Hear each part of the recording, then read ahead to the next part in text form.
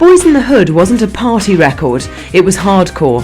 A tough, uncompromising lyric of growing up in the midst of gang culture, with guns, crack, and the prospect of a short, violent life. Neither glamorising the life or passing moral judgment, Boys in the Hood was the prototype for the all-star group that Cube, Eazy-E and Dre would then put together to capitalise on its success. Niggers with Attitude, or N.W.A. Ice Cube and Dr. Dre dropped some history behind the making of Boys in the Hood. To witness the strength of street knowledge. Dre had introduced me to a dude over Jink's house one day named Eric. This was either early 85 or late 85 or early 86. It was around that time. And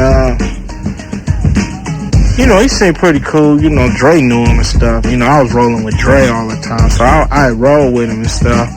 And just was hearing him talk. He was starting to mess with Lonzo, but he wanted to do the same. Eric he never wanted to be on somebody else's stuff. He always wanted to start his own stuff. So I think he was just hanging around Lonzo, which was Lonzo the Wrecking Crew, trying to see what he knew about independent record labels, boom, boom, boom. So he had a group called HBO, and that group was a group that was from New York that Dre had met. Dre wanted to put him down. Lonzo didn't want to put him down, so Eazy was gonna put him down. But Boys in the Hood was originally meant for HBO to record. Ice Cube explained. Eazy told me to write a song for him. So I wrote a song called Boys in the Hood. They didn't want it because I was from the West Coast, they was from the East Coast, and East Coast was dominating. So what happened was Dre convinced Eazy to rap. Never the greatest rapper, Eazy-E's version of Boys in the Hood was, however, an underground LA hit. And this convinced Eazy that there was a market for a defiantly West Coast version of rap that didn't ape the New York sound, but told it like it was, on the mean streets of LA. Ice Cube also credits Greg Mack of K-Day for N.W.A.'s initial success, starting with the station's decision to play Boys in the Hood. K-Day had a big part in just blowing us up out here because the record had a domino effect. It wasn't just bam. It would start blowing up in LA, and then start blowing up in San Diego, and Fresno, and Phoenix, and Denver, and Las Vegas. So it just started spreading through the country like a virus or something. So K-Day was a big part of that for giving us the initial spark. Ice Cube left N.W.A. in 1989, not long after Straight Outta Compton's groundbreaking success. There were a number of reasons for his departure, many of them financial, although as Cube himself points out, N.W.A. had been conceived as a supergroup whose members would all eventually go their own way. All were also working on solo projects, and Cube was frustrated when his own album was continually put back, with Ruthless demanding that he write the lyrics for both Eazy-E's solo album and the next N.W.A. record before his own could be released. We would start arguing about, like I said, the production. We would have all massive arguments about who produced this, what really is producing the record. I was telling him, I said, well, if a record is unfinished and I say something to add to the record that's going to help finish the record, then I'm helping to produce the record. Nah.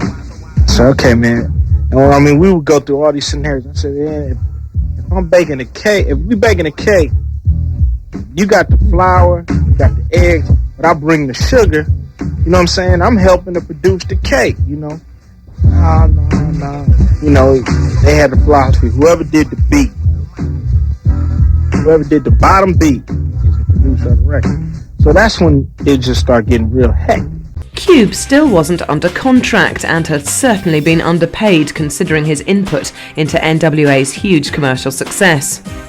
Dre, his old writing partner, was the first person Cube confided in regarding his decision to leave. One of the issues affecting Cube's decision not to sign that contract was the absence of royalty money from the Eazy-Does-It album, which Cube, Dre, Ren, and Yella helped to produce. Eazy royalty statement.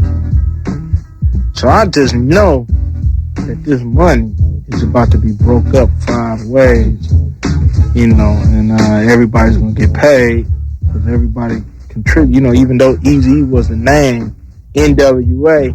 put that record together, and dude was like, nah, this is Eazy-E money. You getting N.W.A. money? I'm like, Eazy-E and N.W.A. the same thing. It ain't no difference.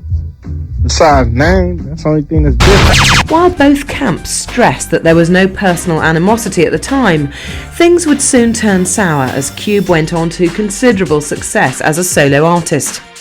His former bandmates felt slighted, even betrayed, and responded with a series of vicious disses on subsequent records. 1990's 100 Miles and Running EP saw Dre accusing Cube of being a traitor on the track Benedict Arnold, while threatening to sodomise him with a broomstick. Cube came back with No Vaseline and the Kill at Will EP, both sides resorting to depressingly homophobic jibes. I didn't want to start that, and I didn't.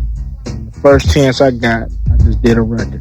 You know, American was one. I just did a record that I wanted to do. I wasn't thinking about this and N.W.A. and nothing like that. That didn't cross my mind, and it was shocking to really even hear that first thing. 100 Miles and Running. You know, I was like, oh, damn, it's something like this. In N.W.A.'s 1990 gold-selling EP, 100 Miles and Running, the remaining members of N.W.A. dissed Ice Cube for leaving the group. Cube said he couldn't let that slide without responding. On my first album, I didn't make a point to say anything about N.W.A. You listen to America's Most Wanted, it has nothing towards me. But then they did 100 Miles and Running EP, where they dissed me in the EP. So I was like, okay. So I did a little something back on Kill at Will. You know. So on their second album, they just, came with it. So on my second album, I just was like, no holds barred, it's just on. And No Vaseline is like the result. Ice Cube credits Eazy for the emergence of not gangsta, but reality rap. I see what kind of impact that we've had on the music industry. From rap to R&B, to rock, roll, and all that, Everybody want to be hard.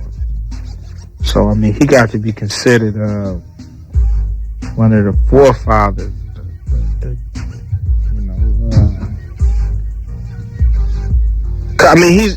We ain't doing it no different than George Clinton did it back in his time, and all the other people who just put it down the way they wanted to put it down.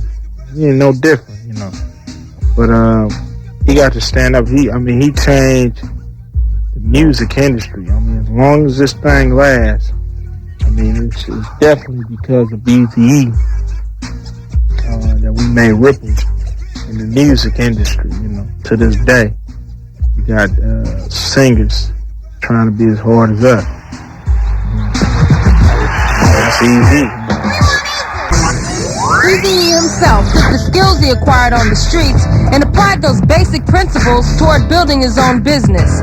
How many of you today have the vision and motivation to achieve such a goal? To turn a negative lifestyle into a positive organization that reaches back to put others on. For these reasons, we must look to Eazy-E as an example. Then Dre introduced me to E.